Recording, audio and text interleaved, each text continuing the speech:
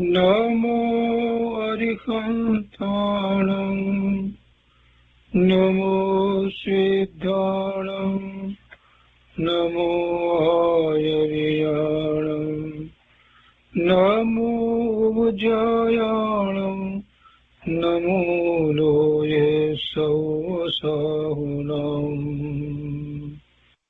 असपंचनमोकारो सर्वपावपनाशनो मङ्गलानं च सौवर्ते परमं वै मङ्गलम् अज्ञानतिमिरन्धानां ज्ञानाञ्जनशलाकया चक्षुरुन्मीलितं येन तस्मै श्रीगुरुवे नमः मुखादिव्याकुक्षिरत्नं शब्दजितवर्यात्मजम् श्रीराजचन्द्रयहुं वन्दे तत्त्वलोचनदायकम् प्रभुतत्त्वलोचनदायकम्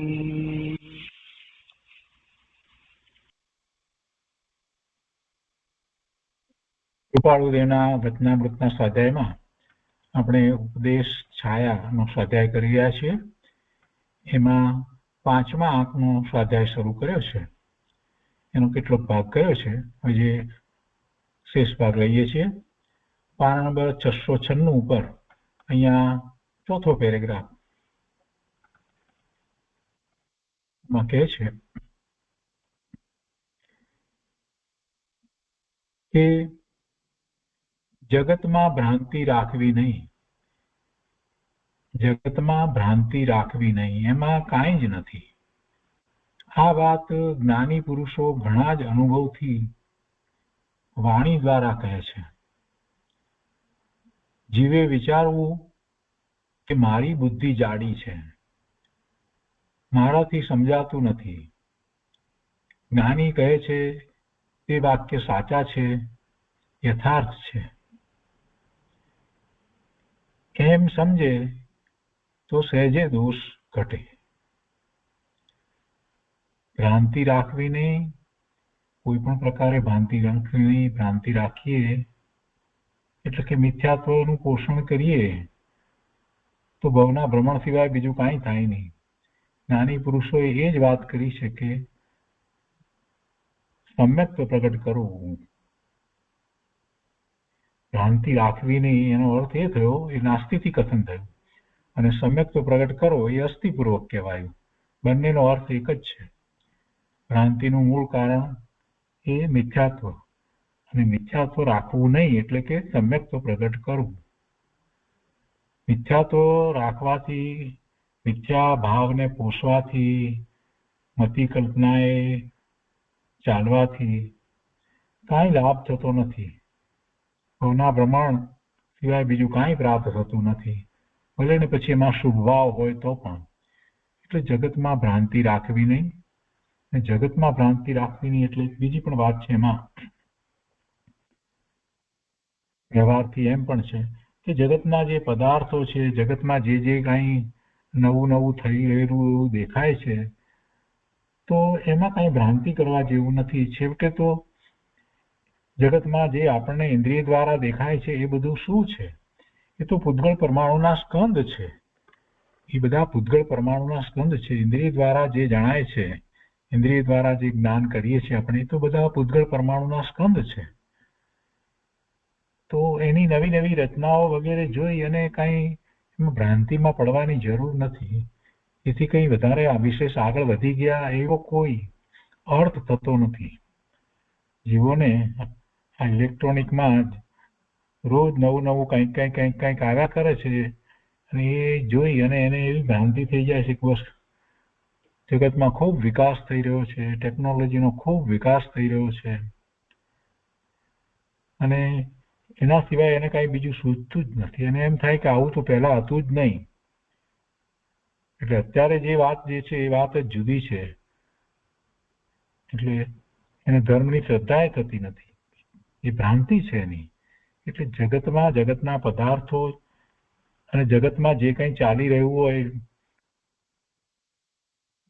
નાના મોટા ઝઘડા, એક રાજ્ય બીજા રાજ્ય ઉપર, એક દેશ બીજા રાજ્ય ઉપર ચડાઈ કરે, આ બધું જે છે એનું સ્વરૂપ અને એ બધી વાત અને એ સમાચારો ને એમાં જીવ અટવાઈ જાય છે.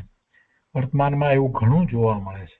એટલે એ ભ્રાંતિ, એ જગતમાં ભ્રાંતિ, તેમાં કાંઈ ભ્રાંતિ રાખવા જેવું નથી.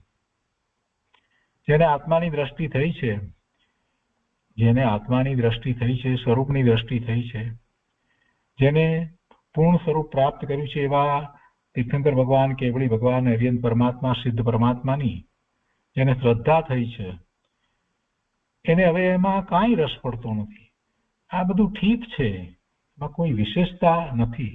અને એનાથી જીવ ભ્રમિત થઈ અને રાગ કરે છે, અને રાગ કરે છે તો દ્વેષ તો થવાનો જ છે. રાગ અને દ્વેષ તો સિક્કાની બે બાજુ જેવા છે. એટલે એવી ભ્રાંતિ કરવાથી, એવી ભ્રાંતિ રાખવાથી અને એમને એમ આ અમૂલ્ય જીવનને વેડફી નાખવાથી શું ફાયદો? નુકસાન સિવાય બીજું કાંઈ નથી.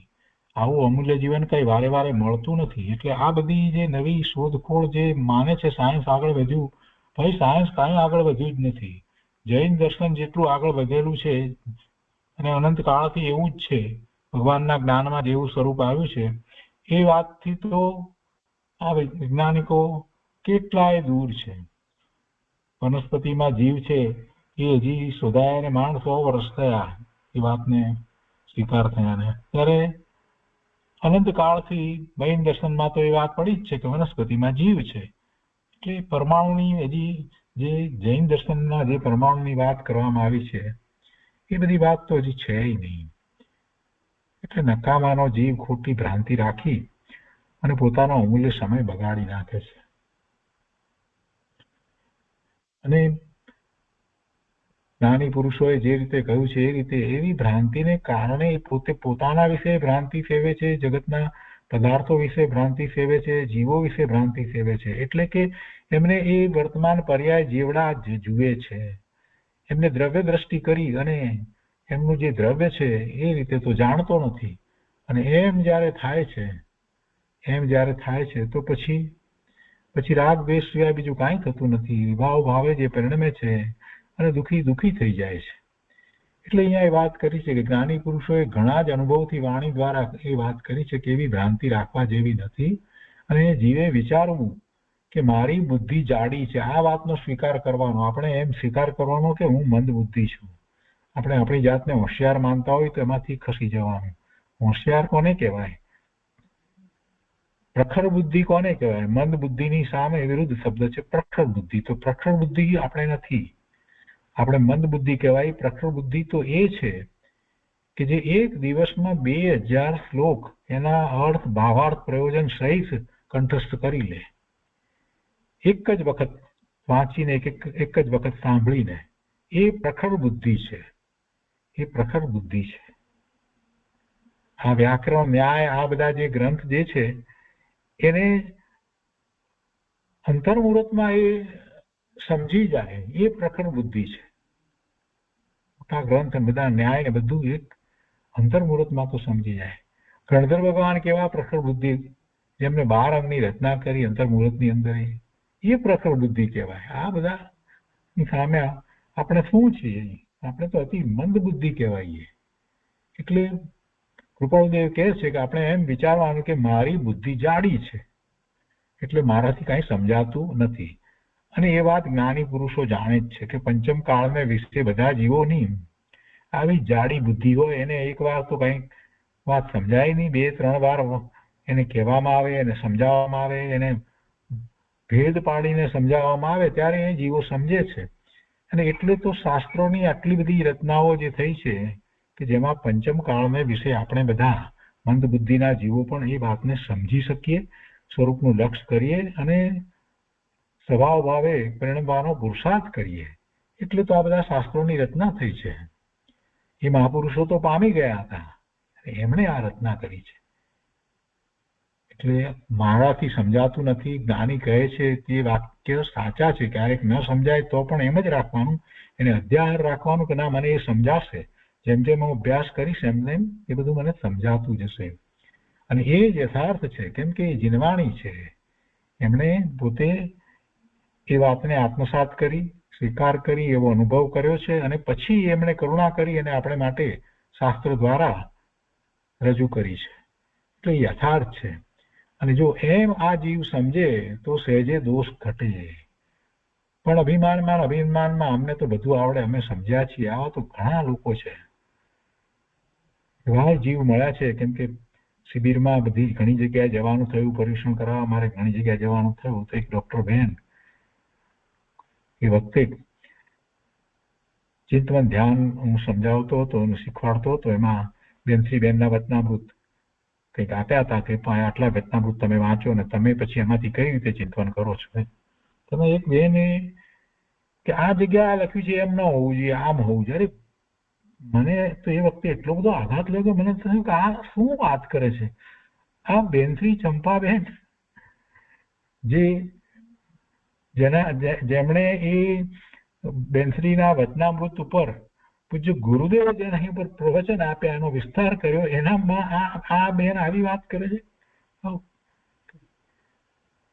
બેનશ્રી બેનના વચનામૃત માટે તો ગુરુદેવે કેટલી બધી વાત કરી, અને એને માટે પેલા કે આમ નહીં આમ હોવું જોઈએ, આમ બરાબર નથી.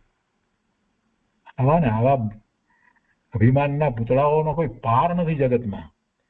કંઈક ભણ્યા 12માં કંઈક એટલે બહુ જ હોશિયાર થઈ ગયા, પોતાની જાતને શું માને, એમ જોતા નથી કે આ સમ્યક દ્રષ્ટિ જીવની આ વાણી છે, અને આપણને ન સમજણ પડે તો બોલીએ નહીં કંઈ, એને બદલે આ સુધારોમાં આપે. કેટલા લોકો છે આ પ્રમાણેના.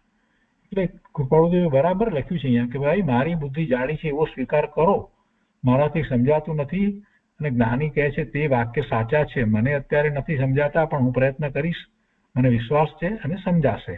એ યથાર્થ છે. એમ સમજે તો સહેજે પોતાના દોષ ઘટે અને એ પોતે આ જીન માર્ગમાં પ્રવર્તે.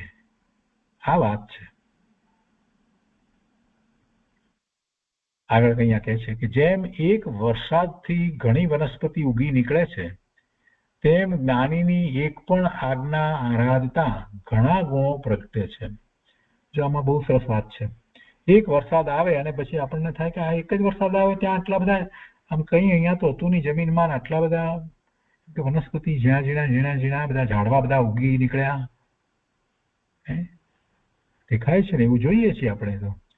ભારતમાં તો એવું ખાસ જોવા મળે આપણને કે જ્યાં કઈ નતું, ઉજ્જડ દેખાતું હતું ને એક વરસાદ પડે ને પછી આપણે 4 દિવસ રહીને નીકળી ત્યારે ઝીણા કેટલાય બધા એવા વનસ્પતિ છોડ બધા ઉગી નીકળ્યા હોય એક વરસાદથી.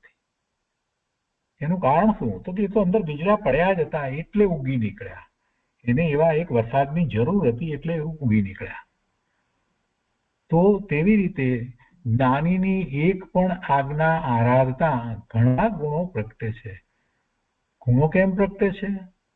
કેમ કે ગુણો તો પોતાનામાં પડ્યા છે. આ જીવમાં અનંત ગુણ છે, અને એ અનંત ગુણ પ્રગટ્યા છે તેમાં નિમિત્ત કારણ તરીકે જ્ઞાનીની વાણી છે, જીનવાણી છે. તો જ્ઞાનીની એક પણ આજ્ઞા આરાધી એટલે કે એમની વાણીનો સ્વીકાર કરી અને આપણે એ પ્રમાણે પ્રવર્તીએ છીએ જે સત્ય છે. તો એવા સત્યનું આચરણ થાય તો પછી પોતાના ગુણો જે છે, જે અંદરમાં ગુણો જે રહ્યા છે એ પ્રગટ થયા વિના રહે જ નહીં. એટલે જ્ઞાનીની એક પણ આજ્ઞા આરાધતા ઘણા ગુણો પ્રગટે છે. પોતે ગુણવાન છે ને, પોતે અનંત ગુણનો પિંડ ભગવાન આત્મા છે ને, અને એ જ વાત તો ભગવાનની વાણીમાં આવી છે, દિવ્ય ધણીમાં એ જ વાત આવી છે કે જીવ માત્ર સિદ્ધ સમાન શુદ્ધ છે, પૂર્ણ છે, પવિત્ર છે, સમય સાર છે. જે વાતને સમજી સ્વીકારી અને પોતાના શુદ્ધ સ્વરૂપનો નિર્ણય કરી અને એની દ્રષ્ટિ કરે છે તો એને એવી અનુભૂતિ થાય છે, ને અનુભૂતિ થાય છે તો સર્વગુણ જે છે, અનંત ગુણ છે, એનો અંશ એને પ્રગટ થાય છે. સર્વ ગુણાંશ તે સંકિત કૃપાળુદેવે વાત કરી છે, એવું સમ્યક તો પ્રગટ થાય છે. અહીંયા આગળ કહે છે કે જો જ્ઞાનીની યથાર્થ પ્રતીતિ આવી હોય, શ્રદ્ધા થઈ હોય બરાબર સાચા જ્ઞાની પુરુષની, અને બરાબર તપાસ્યું છે કે આ સત્પુરુષ છે, આની દશા ખરેખરી આત્મદશા છે, તેમ એમનાથી કલ્યાણ થશે જ. આ વાત બરાબર આપણે નિર્ણય કર્યો છે અને એવા જ્ઞાનીના વચન પ્રમાણે જો પ્રવર્તીએ તો ઘણા જ દોષ વિક્ષેપ મટી જાય, ઘણા જ દોષ અને વિક્ષેપ મટી જાય. એટલે વિક્ષેપ એટલે અંતરાયો પણ મટી જાય. શેને માટે અંતરાયો? જે પોતાને ધર્મ પામવાને માટેના જે વિક્ષેપ અંતરાયો પડે છે એ પણ મટી જાય અને પોતાના દોષ છે એ પણ મટી જાય. જ્યાં જ્યાં જુએ ત્યાં ત્યાં અહંકાર રહિત વર્તે અને તેનું બધું પ્રવર્તન સવળું જ થાય. એમ સત્સંગ સત્પુરુષનો યોગ અનંત ગુણનો ભંડાર છે. જો ગુણનો ભંડાર તો આ તો વ્યવહાર એના વચન છે. અનંત ગુણનો ભંડાર તો પોતાનું સ્વરૂપ છે, જીવ માત્રનું સ્વરૂપ છે, પણ એ તો અનંતકાળથી છે જ. શક્તિ રૂપે તો અનંત ગુણ જીવના છે જ, અનંતકાળથી આ જીવના છે. પણ એની પ્રગટતા ક્યાં થઈ? એટલે જ્યારે પ્રગટતા થઈ છે તો એમાં જે નિમિત્ત જે છે એ સત્પુરુષની વાણી છે. અને એવી સત્પુરુષની વાણી પણ એને પૂર્વે પ્રાપ્ત તો થઈ હતી, પણ એનું પ્રવર્તન એ પ્રમાણે સવળું થયું ન હતું. એવી વાણીનો સ્વીકાર થઈ અને એ રીતે એનું પ્રવર્તન નહોતું થયું, એટલે એ ગુણ પ્રગટ થયા નહોતા. એટલે પ્રગટ નહોતા થયા. એટલે અહીંયા એ વાત છે કે એ પોતે એ પ્રમાણે અહંકાર રહિત થઈને વર્તે છે, અહંકાર રહિત વર્તે છે અને તેનું બધું પ્રવર્તન પછી એ રીતે સવળું જ થાય છે. જ્ઞાનીના વચન પ્રમાણે પ્રવર્તે તો ઘણા જ દોષ વિક્ષેપ મટી જાય. જ્યાં જ્યાં જુએ ત્યાં ત્યાં અહંકાર રહિત વર્તે અને તેનું બધું પ્રવર્તન સવળું જ થાય. એમ સત્સંગ સત્પુરુષનો યોગ અનંત ગુણનો ભંડાર છે. આગળ અહીંયા કહે છે કે જગતને બતાવવા જે કંઈ કરતો નથી તેને જ સત્સંગ ફળીભૂત થાય છે. કોઈ બીજી અંદરમાં ઈચ્છા નથી, મોટાઈની ઈચ્છા નથી, વિદ્વતા બતાવવાની ઈચ્છા નથી, પોતાનું માન કસાય પોષવાની ઈચ્છા નથી. લોકોને બતાવવા માટે, જગતને બતાવવા માટે જે કંઈ કરતો નથી તેને જ સત્સંગ ફળીભૂત થાય છે. સત્સંગ અને સત્પુરુષ વિના ત્રણેય કાળને વિશે કલ્યાણ થાય જ નહીં. સત્સંગ અને સત્પુરુષ વિના, કેમ કે સતનો સંગ કરવો છે અને એ સત્પુરુષના સંગે સત્પુરુષની નિશ્રામાં થાય. એવા જે જ્ઞાની પુરુષ છે એમની નિશ્રામાં થાય છે એવો સંગ, એ સત્સંગ છે. સત્પુરુષ વિના ત્રણ કાળને વિશે કલ્યાણ થાય જ નહીં. કેમ કે સત્પુરુષ એ છે કે જેમને પોતાના સ્વરૂપને પૂર્ણપણે અનુભવ્યું છે અને એમની વાણી જે છે એ અવરોધપણે વાણી છે, એમાં કરુણા છે, એમાં કોઈ સ્પૃહા નથી, કોઈ ઈચ્છા નથી. એટલે એવા સત્પુરુષની વાણી જ્યારે નીકળે છે તો એ પ્રયોજન વિના નીકળતી પણ નથી, એ પ્રયોજન વશ જ નીકળે છે. અને સામે એવા પાત્ર પણ હોય છે કે જે એ વાણીને ગ્રહણ કરે છે, આત્મસાત કરે છે અને એવા જ પ્રવર્તન કરે છે. એટલે એવી વાણી, સત્પુરુષની વાણી, એના જીવનું કલ્યાણ નથી થતું. વસ્તુનું સ્વરૂપ એવું જ છે. આગમમાં નિશ્ચયથી આપણે એમ કહીએ કે જીવ પોતે જ્ઞાન સ્વભાવી છે, બરાબર છે, જ્ઞાન સ્વભાવી છે, અનંત ગુણનો પિંડ છે, એમ જ છે. પણ એને એવા પોતાના સ્વભાવ ભાવે થવામાં સાક્ષાત જીનેશ્વર ભગવાનની વાણી હોય કે એવા સદગુરુની વાણી હોય, ગણધર ભગવાન, આચાર્ય ભગવાન, ઉપાધ્યાય ભગવાન, એવા મુનિ મહારાજ જે સાતમી છઠ્ઠી ગુણતા ને ઝૂલતા હોય એની વાણી હોય, અથવા તો એમના દ્વારા રચાયેલા આગમ શાસ્ત્ર હોય, એનાથી જ કલ્યાણ થાય. એટલે છેવટે તો એક અથવા બીજી રીતે જીનવાણી દ્વારા જ જીવનું કલ્યાણ થાય છે, એ સિવાય જીવનું કલ્યાણ થતું જ નથી. જો એમને એમ એવી જીનવાણી વિના કલ્યાણ થઈ જતું હોત તો અનંતકાળ સુધી મારે શા માટે રખડવું થયું? અનંતકાળથી હું શા માટે ભવના ભ્રમણ કરી રહ્યો છું?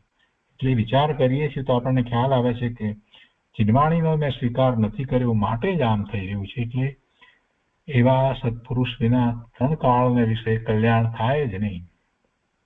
સત્પુરુષ જ એવો મુક્તિનો માર્ગ પ્રકાશી રહ્યા છે. આગળ અહીંયા કહે છે કે બાહ્ય ત્યાગથી જીવ બહુ જ ભૂલી જાય છે. વેશ વસ્ત્ર આદિમાં ભ્રાંતિ ભૂલી જવી, આત્માની વિભાવ દશા સ્વભાવ દશા ઓળખવી. શું કહે છે? બાહ્ય ત્યાગથી જીવ બહુ ભૂલી જાય છે. બાહ્યમાં કોઈના ત્યાગ જોઈ અને એ ભૂલી જાય છે. ઘણી વાર મૂંઝાઈ જાય છે, ભ્રમિત પણ થઈ જાય છે એવા વેશ ધારીને જોઈને. એટલે એવા વેશ, એવા વસ્ત્ર આદિમાં એને ભ્રાંતિ થાય છે. તો એવી ભ્રાંતિ ન થવી જોઈએ. એવી ભ્રાંતિ ન થવી જોઈએ. આત્માની વિભાવ દશા સ્વભાવ દશા ઓળખવી જોઈએ. એવા જે વેશધારી છે, જે ખરેખર સાચા ગુરુ નથી, સાચા ધર્માત્મા નથી, સાચા જ્ઞાની પુરુષ નથી, એને ઓળખવા જોઈએ. અને એ ઓળખવા માટે પોતે પોતાની એટલી યોગ્યતા કેળવવી પડે. એટલે આત્માની એમની એ દશા જે છે એ કેવી છે? એ સ્વભાવ ભાવે રહે છે કે વિભાવ ભાવે? એનો પણ નિર્ણય કરવો જોઈએ. આત્માની વિભાવ દશા અને સ્વભાવ દશા ઓળખવી જોઈએ. અને પછી આ બાહ્ય વેશ વગેરેને કારણે ભ્રમિત ન થવું જોઈએ. સાચા ગુરુ, સાચા દેવ અને સાચા શાસ્ત્ર એની શ્રદ્ધાને વ્યવહાર સંકિત કહ્યું છે. એ અમસ્તુ નથી કહ્યું, એટલા માટે જ કહ્યું છે. પણ સાથે વાત છે કે જેને નિશ્ચયથી સમ્યક્ત પ્રગટ થયું હોય ત્યારે એને વ્યવહાર સંકિત કહેવામાં આવે છે. અને નિશ્ચય સમ્યક્ત પ્રગટ નથી થયું તો પણ એ સાચા દેવ ગુરુ શાસ્ત્રની શ્રદ્ધા જે છે એ જ એને કાર્યકારી થાય છે. આગળ જતા એમાંથી જ એ સાચી વાતને ભલે સવિકલ્પ દશામાં માહિતી રૂપે પણ પ્રાપ્ત તો કરે છે ને. અને પ્રાપ્ત કરે છે તો દ્રઢતા થાય છે, એમાં વિચારણા થાય છે, ચિંતન થાય છે, અને પછી એનો સ્વીકાર થાય છે. એટલે એ મહત્વનું છે. ગમે તેવા વેશધારીની વાતમાં આવી જવું નહીં. આગળ અહીંયા કહે છે કે તુચ્છ પદાર્થમાં પણ વૃત્તિ ડોલાયમાન થાય છે. જીવોને શું થઈ રહ્યું છે? પડવાનું કારણ શું? અનંતકાળથી હું કેમ ભવના ભ્રમણ કરી રહ્યો છું? તો કહે છે કે તુચ્છ પદાર્થમાં પણ વૃત્તિ ડોલાયમાન થાય છે, ચલિત થઈ જવાય છે. સાવ તુચ્છ પદાર્થને જોઈને કે એને મેળવવાની ઈચ્છા કોઈક રીતે કંઈક થઈ જાય છે અને એને કારણે પડવાનું થઈ જાય છે. 14 પૂર્વધારી પણ વૃત્તિની ચપળતાથી અને અહમપણું સ્ફુરવાથી નિગોદ આદિમાં પરિભ્રમણ કરે છે. જો અહીંયા 14 પૂર્વધારી એટલે 14 પૂર્વનું જ્ઞાન જેને હોય તે. એટલે અહીંયા એક સ્પષ્ટતા કરવાની છે કે આપણે ઘણી વાર એ વાત સાંભળી છે કે ભવ્ય અને અભવ્યની વાત. તો કે 12 અંગનું જ્ઞાન કહ્યું, એમાં 12મા અંગમાં 14 પૂર્વ. તો 11 અંગ અને 9 પૂર્વનું જ્ઞાન અભવ્યને હોઈ શકે એ વાત ગુરુદેવે કહી છે. કેટલું? 11 અંગ અને 9 પૂર્વનું જ્ઞાન અભવ્યને હોઈ શકે. પણ જો એને એથી વધારે એટલે કે 11 અંગ અને પછી 12મા અંગની અંદર 9 પૂર્વ કરતા વધારે જ્ઞાન હોય તો એ તો સમ્યક દ્રષ્ટિને જ હોઈ શકે. એટલે જ્યારે 14 પૂર્વનું જ્ઞાન હોય પૂરેપૂરું તો હોય તો એ સમ્યક દ્રષ્ટિ જ હોય. સમ્યક દ્રષ્ટિ જ હોય. એટલે એવું જે જ્ઞાન કરવા વાળા જે હોય એવા સમ્યક દ્રષ્ટિ જ્યારે એવું 14 પૂર્વનું જ્ઞાન કરી શકે એવી દશા જેની થઈ હોય તો એ મોટે ભાગે કેવા હોય? એમની દશા કેવી હોય? એ મુનિ દશા હોય. 7મા 6 ગુણસ્થાને ઝૂલતા મુનિરાજ જ હોય. અને એથી પણ કદાચ એ આગળ વધ્યા હોય અને શ્રેણી પણ ચડ્યા હોય. શ્રેણી ચડ્યા હોય અને 11મે ગુણસ્થાને આવ્યા હોય અને ત્યાંથી એ પાછા પણ પડ્યા હોય. તો એ રીતે વિચાર કરીએ તો આપણને આમાં બરાબર વાત બેસે છે. 14 પૂર્વધારી લખ્યું છે કૃપાળુદેવે, એ બરાબર બેસી જાય છે. શું કહે છે? કે 14 પૂર્વધારી પણ વૃત્તિની ચપળતાથી, ચંચળતા કહો, ચપળતા કહો, અને બીજો માન કસાય પોષવાનો અહમપણું સ્ફુરવાથી નિગોદ આદિમાં પરિભ્રમણ કરે છે. એટલે કે શું થાય છે? તો કે 11મે ગુણસ્થાનેથી પણ જીવ ક્ષણ લોભથી પડી પહેલે ગુણસ્થાને તે આવે છે. સીધો જ પહેલે આવે છે એમ નથી. 11માંથી પડી અને પછી પહેલા એ ધ્યાનમાંથી બહાર આવે એટલે 7મું ગુણસ્થાન છે, અને પછી ત્યાર પછીથી 6થા ગુણસ્થાનની દશામાં સ્વવિકલ્પ દશાની અંદર પણ એ કોઈક પ્રકારે એવા જ વર્તન વગેરે કરે છે તો એને ત્યાંથી પણ પડવાનું થાય છે. તો પડવાનું થાય છે તો ચોથે આવે અને વધારે એમાં અનંતાનુબંધીના કોઈ જે અનંતાનુબંધી કર્મ અને પ્રકૃતિના નિમિત્તે થતા જેવા કોઈ એવા ભાવ એને થઈ આવે છે તો એને સમ્યક તો પણ રમી જાય એવું પણ બને. અને એવું થાય તો એ પહેલે ગુણસ્થાને પણ આવી શકે. આ રીતે પડવાનું થઈ શકે. તો અહીંયા એ વાત લીધી છે કે વૃત્તિની ચપળતાથી ને અહમપણું સ્ફુરવાથી, પછી એમાં પહેલે ગુણસ્થાને આવ્યો હોય એ પછી ફરીથી પ્રયત્ન કરે છે, અને જો હજી અમુક વસ્તુ એને એવી ખોટી ઊંધી પકડાઈ ગઈ છે તેમાં જો કોઈ ગૃહિત મિથ્યાત્વ વગેરે થયું તો 2000 સાગરોપમનો એનો ત્રસ્તકાળ છે એ પૂરો થઈ જતા એ ઇતર નિગોદમાં ચાલ્યો જાય. એટલે એવું થઈ શકે છે. નિગોદ આદિમાં પરિભ્રમણ કરે આ રીતે થઈ શકે છે. વૃત્તિ શાંત કરી છે એવું અહમપણું જીવને સ્ફુર્યાથી એવા ભૂલાવાથી રખડી પડે છે. કેટલું રખડે એ પોતપોતાનું છે. સ્થિતિકરણ પણ કરી લે છે. કઈ બધા એવું રખડી પડે એમ નહીં. આ તો એક શક્યતા જે છે એ બતાવી છે. એટલા માટે ચોથા ગુણસ્થાને આવે છે એને પણ આચાર્ય ભગવાન કહે છે કે ભાઈ તું જાગૃતિ પૂરેપૂરી રાખજે, નહીતર તને પડવાનું થશે. 5મે છે એને પણ કહે છે, અને મુનિને પણ કહે છે કે મુનિને પણ પૂરેપૂરી જાગૃતિ રહેવી જોઈએ, નહીતર એને પણ પડવાનું થઈ શકે છે. એટલે બધા માટે એ વાત તો કરી જ છે. અને એમાં મુખ્ય પણ જો કાંઈ નડતું હોય તો જીવને અહમપણું, અને એમાં પણ પોતાને ધર્મની વાતના કારણરૂપ અહમપણું હોય. અમને બધું આવડે છે, અમે તો સમજ્યા છીએ, અમને કોઈ વાંધો નથી, અમને તો જીતેન્દ્રિયપણું છે, અમે તો બધી વૃત્તિને શાંત કરી દીધી છે, અમને કોઈ ઈચ્છા નથી, અમને કોઈ સ્પૃહા નથી, અમને કોઈ પણ જાતનો લોભ નથી, કોઈ પણ કંઈ પણ આવે તો પણ અમે કંઈ એનાથી પ્રભાવિત થતા નથી, અમે વિચલિત થતા નથી. આવી માન્યતા એને અંતરમાં હોય, એને એ અહમ ભાવે હોય, એવું અહમપણું હોય, સાચું નહીં પરંતુ એવું જો અહમપણું હોય, અથવા તો એવું અહમપણું એને સ્ફુરી જાય, તો એવું અહમપણું થવાથી એ જે વૃત્તિ જે શાંત ખરેખર કરેલી હતી, જે ખરેખર ઈચ્છા રહિત થયા હતા, ખરેખર એષણા રહિત થયા હતા, એ બધું જ છૂટી જાય.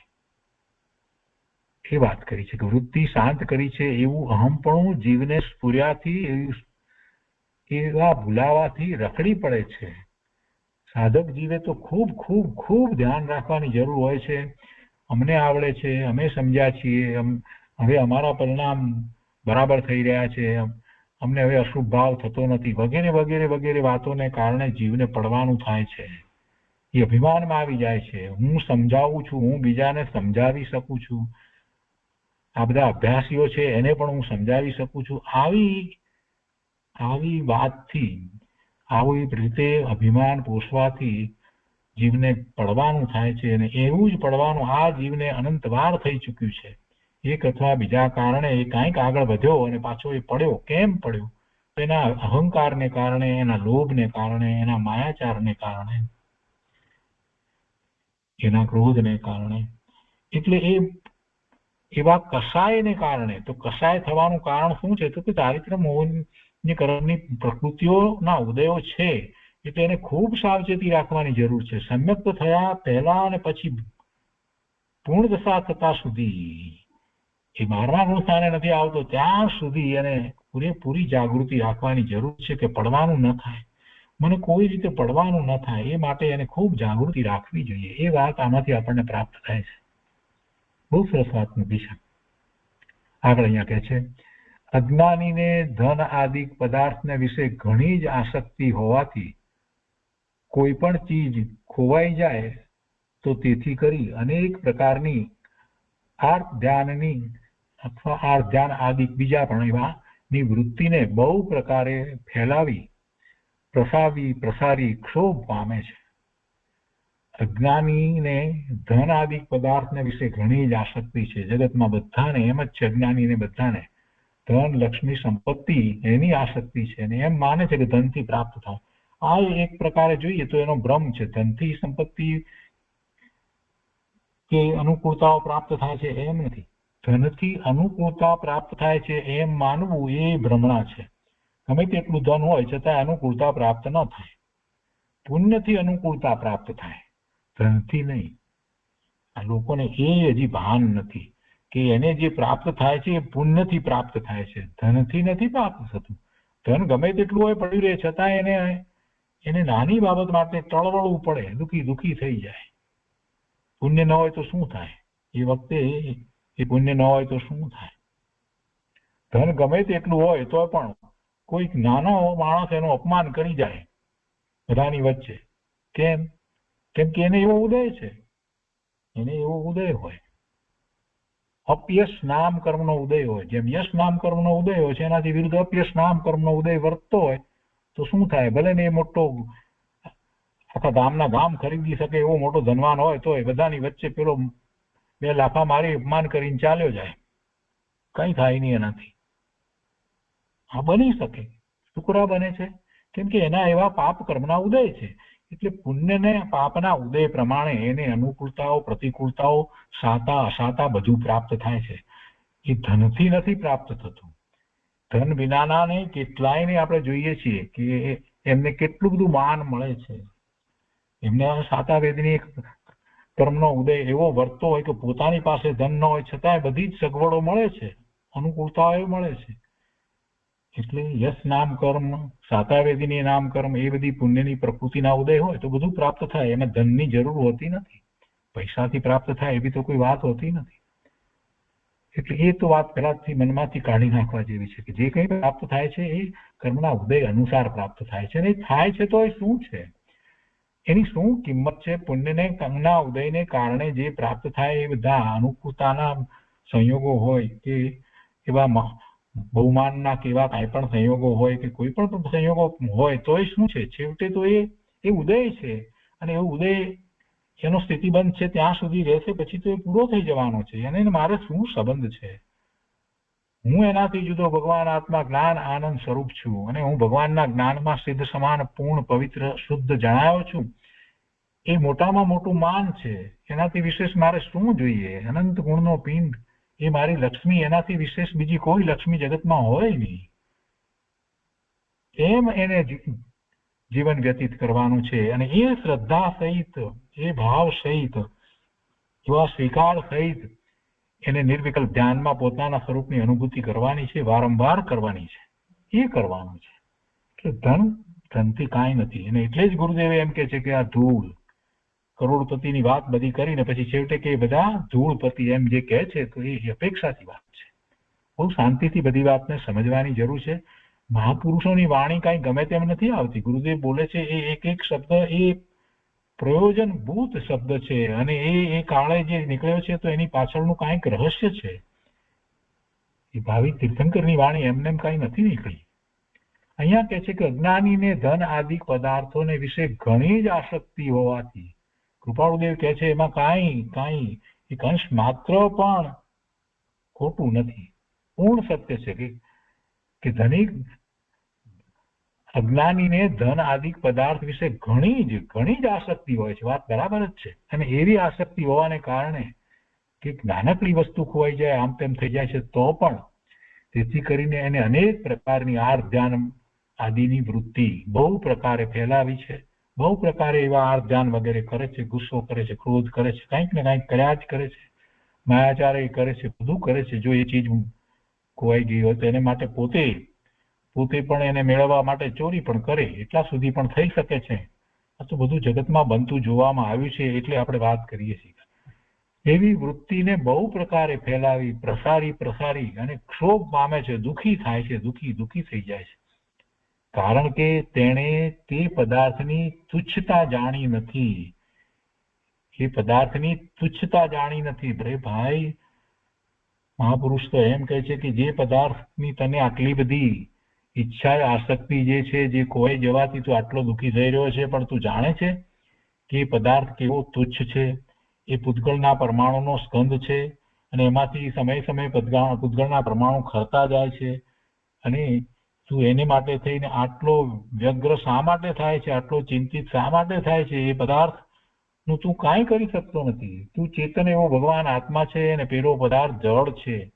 એ જળના કાર્યો તું કરી શકતો નથી. જળની પર્યાયને તું ફેરવી શકતો નથી, બદલી શકતો નથી, એમાં કાંઈ ફેરફાર કરી શકતો નથી. એ પર્યાય જેમ થવાની છે તેમ થઈને જ રહેશે. તું રોકી શકવાનો નથી. નકામાનો વ્યગ્ર નહીં થા, ચિંતાતુર નહીં થા. એ પદાર્થની તુચ્છતાને સમજ કે એ માત્ર પૂતગળ પરમાણુના સ્કંદ છે, અને સંયોગે કરી અને મારી સમીપમાં આવ્યા હતા. એ સંયોગ પૂરો થયો એટલે જવાના હતા, એટલે ગયા. એ સંયોગે કરીને મારી સમીપમાં હતા, એ કઈ મારા ન હતા. જો મારા હોય તો મારી સાથે બીજા ભાવમાં પણ આવે, પણ એવું તો કાંઈ થતું નથી. એની તુચ્છતા તું સમજ. કહે છે કે પદાર્થની તુચ્છતા જાણી નથી, માટે એને એમ થાય છે, પણ તેને વિશે એને તો મહત્વ માન્યું છે, એનાથી જ જાણે સુખી, એવી ઊંધી માન્યતા કરી અને એ રહ્યો છે. એટલે એ પદાર્થોમાં સુખની બુદ્ધિ એને છે. અજ્ઞાનીને બાહ્ય પદાર્થોની અંદર સુખ બુદ્ધિ પડી છે, અને જ્યાં સુધી એવી સુખ બુદ્ધિ પડી છે, અને સાથે સાથે કર્તાપણાની ને ભોગતાપણાની બુદ્ધિ પડી છે, એ ત્રણેય એને સાથે જ હોય છે, ત્યાં સુધી એ જીવ સુખી થતો નથી. એ દુઃખી જ રહે છે. એ ભવના ભ્રમણ કર્યા જ કરે છે. નરકની ગતિ ને તિર્યંચની ગતિ ને એમાં વારંવાર જાય છે. ક્યારેક જ એ મનુષ્ય ગતિમાં કે દેવ ગતિમાં હોય છે, કેમ કે આવી તૃષ્ણા છે, ભોગવવાના ભાવ છે. એટલે પછી છેવટે શું થાય? એને માટે થઈ અને એ આર ધ્યાન કરે, રૌદ્ર ધ્યાન કરે, અને એવા કસાય ભાવે થઈ અને ઘણા પાપો કરે છે, અને એવા પાપ કરે છે એટલે તિર્યંચમાં જાય, અને તિર્યંચમાંથી પણ પછી આગળ તો એ નરકમાં પણ ચાલ્યો જાય. આ બધી વાતને ખૂબ સમજવાની જરૂર છે. અહીંયા આગળ કહે છે કે માટીના ઘડામાં તુચ્છતા જાણી છે, એટલે તે ફૂટી જવાથી ક્ષોભ પામતો નથી. સમજે છે. ચાંદી સુવર્ણ આદિને વિશે મહત્વ માન્યું છે, તેથી તેનો વિયોગ થવાથી અનેક પ્રકારે આર્થ ધ્યાનની વૃત્તિ સ્ફુરાવે છે. બહુ મોટી વાત છે, પણ સમજપૂર્વક આ વાતને આપણે સ્વીકારી કેળવી અને આગળ વધવાનું છે. જ્યાં સુધી આવો સ્વીકાર નહીં થાય કે એ સુવર્ણ હોય કે ચાંદી હોય કે હીરા હોય કે માણેક હોય, મોતી હોય, જે બધું હોય તે હોય, એ છેવટે તો બધું પૂતગળ છે, ને પૂતગળની પર્યાય છે, અને સંયોગે કરીને મારી સમીપમાં છે. એવો સંયોગ છે, કોઈક ઉદય એવો છે, એટલે એ મારી સમીપમાં છે. એ પદાર્થ મારા નથી, અને હું પદાર્થને ગ્રહી શકતોય નથી. હું એટલે ભગવાન આત્મા. હું એટલે ભગવાન આત્મા, જે જ્ઞાન આનંદ સ્વરૂપી શુદ્ધ પવિત્ર પૂર્ણ છે, શક્તિ રૂપે એવો જ છે, સદાય એવો છે, ત્રિકાળ એવો છે. એ આવા બાહ્યમાં એવા કોઈ પદાર્થને ખરેખર ગ્રહી શકતો જ નથી. એ ગ્રહણ કરવા માટે શક્તિમાન નથી. આત્મામાં કોઈ એવો ગુણ નથી કે જેને કારણે એ આવા જળ પદાર્થોને ગ્રહે, એવા જળ પદાર્થોને ભોગવે, એવો કોઈ આત્મામાં ગુણ નથી. માત્ર એ કલ્પના કરે છે, મિથ્યા કલ્પના કરે છે કે આ પદાર્થને હું ભોગવું છું, આ પદાર્થને હું રાખું છું. વાસ્તવમાં એ પદાર્થના કારણે ત્યાં રહ્યો છે, અને આ જીવ એને ભોગવતો નથી, પણ એને ભોગવવાના ભાવ, જે મિથ્યા ભાવ છે, એનો એ ભોગતા થઈ અને કર્મના બંધ કરે છે. આ વાત બહુ શાંતિથી સમજવાની છે. વારંવાર એનો વિચાર કરવાનો છે. એક વખતમાં એ વાત અંતરમાં ઉતરી જાય અને બધું પ્રવર્તન બદલાઈ જાય એમ બનતું નથી. વારંવાર એ કરવાની જરૂર છે. એટલે એ વાત અહીંયા લખી છે કે એને માટે, એને સુવર્ણ આદિને માટે એને મહત્વ લાગે છે, અને એને કારણે જો એનો વિયોગ થયો તો પછી અનેક પ્રકારે એને એવી ધ્યાન આદિની વૃત્તિ સ્ફુરે છે. અને જે વૃત્તિમાં સ્ફુરે અને ઈચ્છા કરે તે આશ્રવ છે. કોઈ પણ નાની પણ ઈચ્છા કરે અને એવી વૃત્તિ કરે છે, તો એને કારણે શું થાય? આશ્રવ થાય. આશ્રવ થાય એટલે પછી બંધ થાય. બંધ થાય એટલે પછી એની સ્થિતિ અને અનુભાગ સહિત હોય એટલે જ્યારે એ ઉદયમાં આવે ત્યારે પછી એ ભોગવવાનું થાય. ઈચ્છા કરે તો એને કારણે પુણ્યના બંધ નથી પડતા, પાપના બંધ પડે છે. ઈચ્છા કરીએ તો પુણ્યનો બંધ ના પડે, પાપનો બંધ પડે. ઈચ્છાની સાથે રહેલા બીજા ભાવો હોય, એ પરિગ્રહ આદિના ભાવો, રાખવાના ભાવો, અને બીજા એવા કે બીજી મોટાઈ બતાવવાના ભાવો, અભિમાનના ભાવો, આ બધા કેટલાય ભાવો સાથે રહ્યા હોય. એકલી ઈચ્છા નથી, ભોગવવાના ભાવ સિવાય બીજી ઘણી બધી વાતો સાથે રહી હોય. એટલે એ બધા જ ભાવો જે છે તે એ પાપ પ્રકૃતિ છે, એને કારણે જે બંધ પડે છે તે પાપની પ્રકૃતિનો બંધ પડે છે, પુણ્ય પ્રકૃતિનો બંધ નથી પડતો. એટલે એ આશ્રવ જે થાય છે એ પાપ આશ્રવ થાય છે. બહુ શાંતિથી આ વાતનો વિચાર કરવા જેવો છે કે જે વૃત્તિમાં સ્ફુરે એને ઈચ્છા કરે તે આશ્રવ છે, અને આશ્રવ રોકાય તો જ સંવર થાય. એટલે તે વૃત્તિનો નિરોધ કરે, આશ્રવ થાય નહીં તો તેને સંવર કહેવાય છે. આશ્રવ એટલે આવવું. આશ્રવ એટલે એમાં ભાવ આશ્રવ અને દ્રવ્ય આશ્રવ બે પ્રકારે આશ્રવ હોય છે. ભાવ આશ્રવ એટલે પોતે જે ભાવ કરે છે એ ભાવ આશ્રવ છે, અને દ્રવ્ય આશ્રવ એટલે એવા ભાવ આશ્રવના નિમિત્તે જે કર્મ અને રજકણો જે છે એનું આવવું થાય છે, દ્રવ્ય આશ્રવ છે. અને પછી ભાવ બંધ અને દ્રવ્ય બંધ થાય છે, એવો કર્મનો બંધ થાય છે. તો સંવર જીવને શું હોવું જોઈએ? સંવર હોવો જોઈએ. એવી વૃત્તિનો નિરોધ હોવો જોઈએ. નિરોધ એટલે વૃત્તિ થવી જ ન જોઈએ, ઉઠવી જ ન જોઈએ. થતી જ વૃત્તિને એને અટકાવવી જોઈએ. એક વખત થઈ ગઈ તો થઈ ગઈ, એને કારણે એને બંધ તો પડી જ જશે. ન થાય એનું નામ સંવર છે.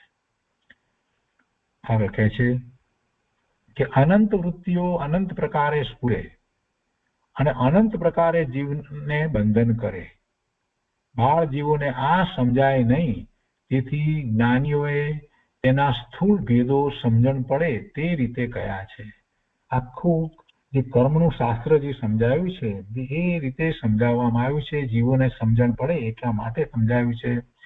આ પાંચમા આરાના જીવોને, મંદ બુદ્ધિના જીવોને એ બધી વાત એને સમજાય, અને કર્મની વાત દ્વારા એ જીવ પોતે સમજે કે શા માટે પોતાને આવા ભવના ભ્રમ થાય છે, શા માટે પોતે દુઃખી થઈ રહ્યો છે, અને એમાંથી એનો ઉપાય શું? તો કે આવા કર્મના બંધ થાય નહીં. એવા કર્મના બંધ ન થાય એટલે કે એવા ભાવ આશ્રવ ન થાય, એટલે કે સંવરની દશા હોય. તો એવી સંવરની દશા કઈ રીતે થાય? બહારમાં પરનું લક્ષ કરે છે તો શુભ અથવા અશુભ ભાવ થાય જ છે. તો સંવરની દશા સ્વનું લક્ષ કરતા થાય છે. એટલે એ વાતને સમજવા માટે આ બધી વાત સમજાવવામાં આવી છે. જ્ઞાનીઓએ તેના સ્થૂળ ભેદો સમજણ પડે તે રીતે કયા છે. સૂક્ષ્મ ભેદની તો વાત હજી એનાથી ઘણી મોટી છે. આપણે તો 148 પ્રકૃતિ કર્મની છે એટલી સમજીએ છીએ, યાદ રાખીએ છીએ, એમાંય ઘણાને તો કષ્ટ પડે છે. પણ એમાં હજી એના પણ પેટા ભેદનાય પેટા ભેદ તો કેટલાય થાય છે, અસંખ્ય છે. એટલે કે છે કે અનંત વૃત્તિઓ અનંત પ્રકારે સ્ફુરે અને અનંત પ્રકારે જીવને બંધન કરે. એટલા માટે એમ છે. બાળ જીવોને આ સમજાય નહીં, તેથી જ્ઞાનીઓએ તેના સ્થૂળ ભેદો સમજણ પડે તે રીતે કયા છે. કોમળસાર એ કર્મનો બહુ મોટો ગ્રંથ છે.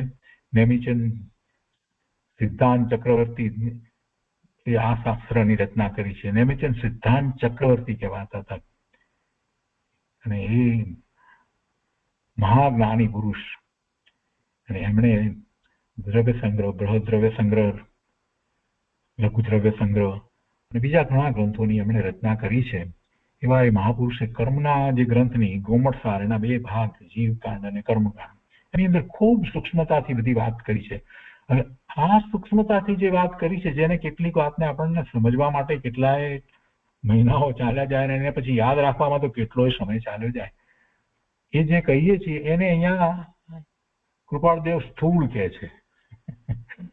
એ સ્થૂળ કહ્યું છે. બોલો, આટલી બધી સૂક્ષ્મ વાતો છે તો પણ જ્ઞાનીઓએ જે આ બધી વાત તો હજી સ્થૂળ પણ કરી છે, તો સૂક્ષ્મપણે તો કેવી હશે? એની પણ જે સૂક્ષ્મતા કૃપાળુદેવ જે રીતે કહે છે એ સૂક્ષ્મતા કેવા પ્રકારની હશે? આપણે એની કલ્પના પણ નથી કરી શકતા કે કેવું જ્ઞાન હોય છે.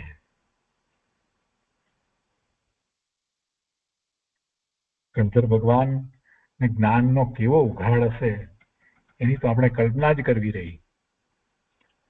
અહીંયા કહે છે કે વૃત્તિઓનો મૂળથી ક્ષય કર્યો નથી, તેથી ફરી ફરી સ્ફુરે છે.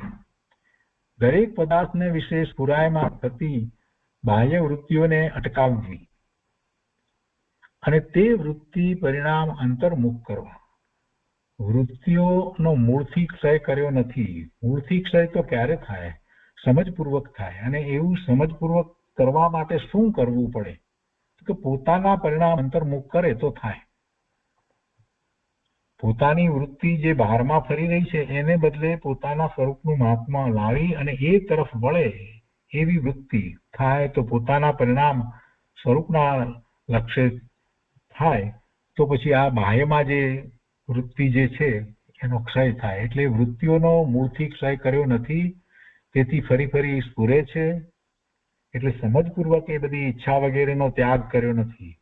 સમજ વિના આમ નામ બાધા લઈ લીધી કે આ નથી જોઈતું, આ નથી વાપરવું અથવા નથી ખાવું, તો એથી કઈ એની વૃત્તિ એ સમી ગઈ છે એમ નથી. વૃત્તિ તો અંદરમાં એવી ને એવી જ પડી છે.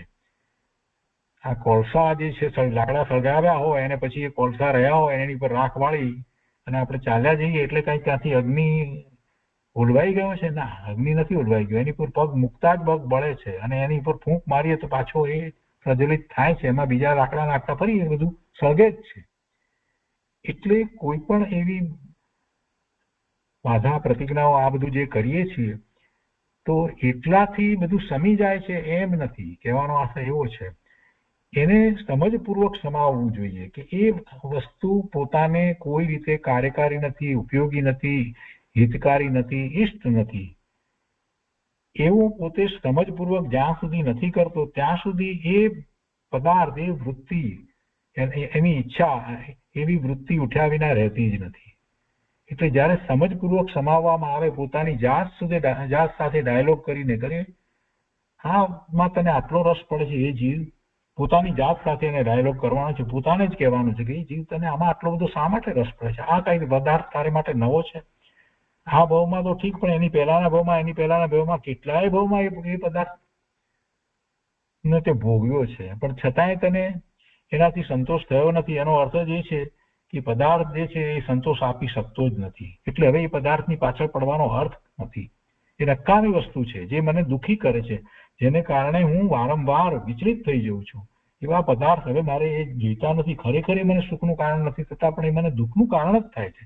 તો હવે એને પામવાની અને પ્રાપ્ત કરવાની અને ભોગવવાની ઈચ્છા કરીને શું કામ છે? જ્યાંથી મને સુખને બદલે દુઃખની પ્રાપ્તિ થતી હોય એ મારે શા માટે જોઈએ? એમ એ પોતાની જાત સાથે ડાયલોગ કરી અને જે પદાર્થોની એને ખૂબ ખૂબ ઈચ્છા થાય છે એ બધા પદાર્થોની ઈચ્છાને સમાવી દે. એ સમાવી દે તો વૃત્તિનો ક્ષય કર્યો કહેવાય. એટલે વૃત્તિઓનો મૂળથી ક્ષય કર્યો નથી, તેથી ફરી ફરી સ્ફુરે છે. દરેક પદાર્થને વિશે સ્ફુરાયમાન થતી બાહ્ય વૃત્તિઓને અટકાવવી. એટલે સમજપૂર્વક એવી રીતે અટકાવવી અને પોતે હવે શેની ભાવના ભાવવી, શેની ઈચ્છા કરવી, કઈ તરફ વૃત્તિને વાળવી, તો પોતાના પરિણામ જેમાં ખરેખર સાચા અર્થમાં સુખરૂપ થાય છે, આનંદરૂપ થાય છે એવું પોતાનું સ્વરૂપ, તો એ તરફ વાળવા. એટલે કે છે તેને એ વૃત્તિ પરિણામ અંતર્મુખ કરવા. ત્યાં જ સુખ છે. બધા જ મહાપુરુષો એમ જ કહ્યું છે કે સુખ, શાંતિ, આનંદ તારા સ્વરૂપમાં જ ભર્યા પડ્યા છે અને એ અતિન્દ્રિય પણ તને અનુભવમાં આવે છે. એમાં ઇન્દ્રિયોની પણ કોઈ જરૂર નથી, અતિન્દ્રિય પણ અનુભવાય છે. એટલે જગતમાં એવા સુખ, શાંતિ, આનંદ છે જ નહીં, એ અતિન્દ્રિય પણ અનુભવાય એવા. વળી પરાધીનતા કોઈ પ્રકારે નથી, એમાં શરીરની ઇન્દ્રિયોની પણ જરૂર નથી. તું એને અનુભવે છે અને એવો એ અનુભવ જે છે એ અલૌકિક આનંદનું વેદન છે. એ બધું તારા સ્વરૂપમાંથી તને પ્રાપ્ત થાય છે. એમ મહાપુરુષોએ આપણને ખૂબ સમજાવ્યું છે. અને એમ કરી અને સ્વરૂપ તરફ દ્રષ્ટિ કરવામાં આવે, વૃત્તિને અંતર્મુખ કરવામાં આવે, તો જ એ આગળ વધી અને સમ્યક્વથી આગળ વધી અને ચારિત્રનો પુરુષાર્થ કરી શકે છે. અહીંયા આગળ કહે છે કે અનંતકાળ ગાળે જાય નહીં, પણ પુરુષાર્થથી જાય. અનંતકાળના કર્મ, અનંતકાળના કર્મ એટલે તો કર્મ તો બદલાયા કરે છે, એનું એ કર્મ ક્યાં રહ્યું છે?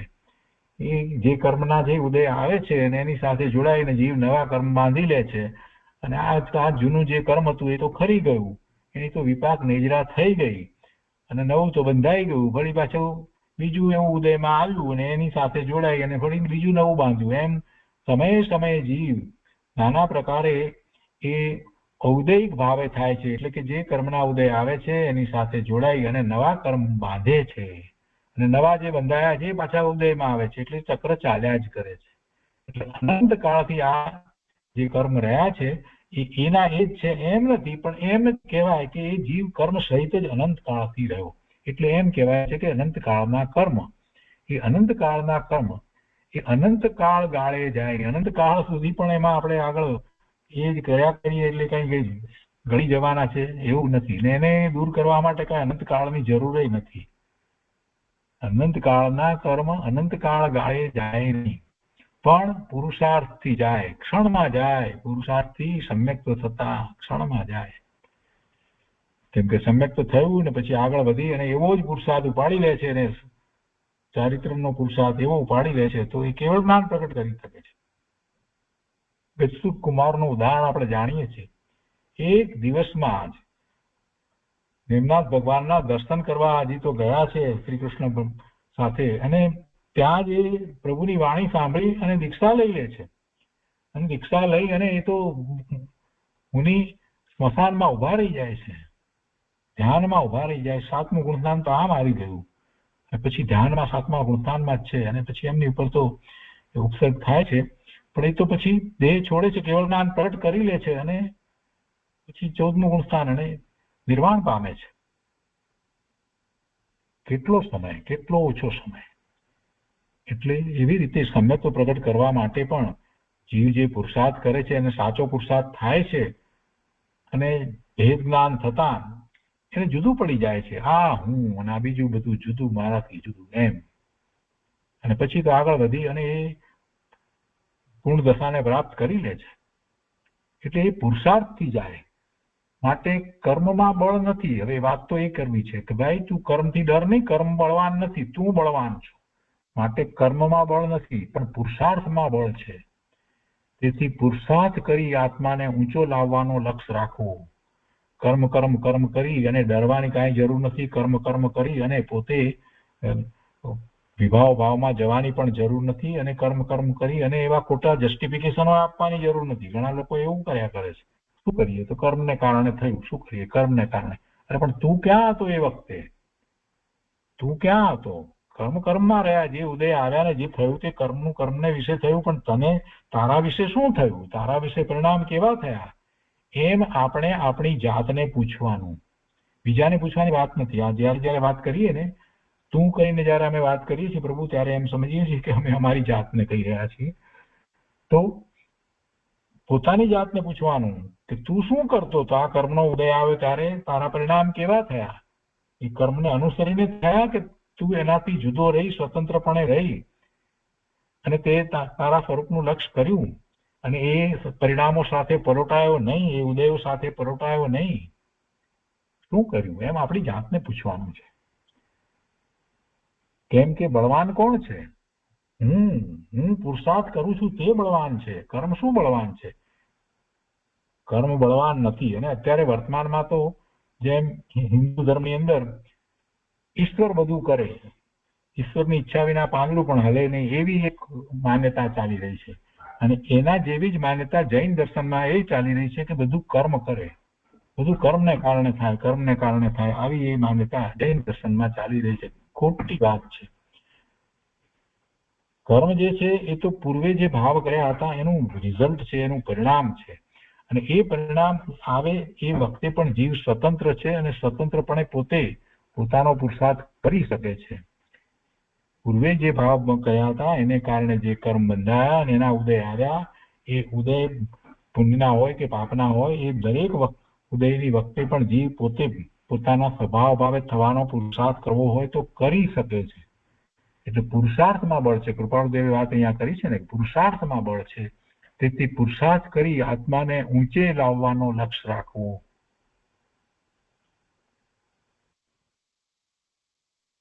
અને આગળ એક વાત છે, હજી લઈએ આપણે છેલ્લી વાત, કે પરમાર્થની વાત એકની એક 100 વખત પૂછો તો પણ જ્ઞાનીને કંટાળો આવે નહીં, પણ અનુકંપા રહે કે આ બિચારા જીવને આ વાત વિચારે કરી આત્મામાં સ્થિર થાય તો સારું. જ્ઞાનીને એકની એક વાત 100 વખત પૂછીએ તો એમને કંટાળો ના આવે, એમને તો કરુણા હોય ને અંદરમાં, એટલે અનુકંપા થાય કરી આ બિચારો જીવ સમજતો નથી, આ વાત સમજી જાય અને એમ કરીને સ્વરૂપ તરફ વળે ને આત્મામાં સ્થિર થાય તો સારું. અને પછી ક્ષયોક્ષમ પ્રમાણે શ્રવણ થાય છે. પોતાનો જેવું ક્ષયોક્ષમ છે એ પ્રમાણે એને એવું શ્રવણ થાય છે. તો એ સંબંધી વધારે વિસ્તાર આપણે આવતી વખતે લઈશું. આજનો સ્વાધ્યાય અહીંયા સુધી રાખીએ છીએ.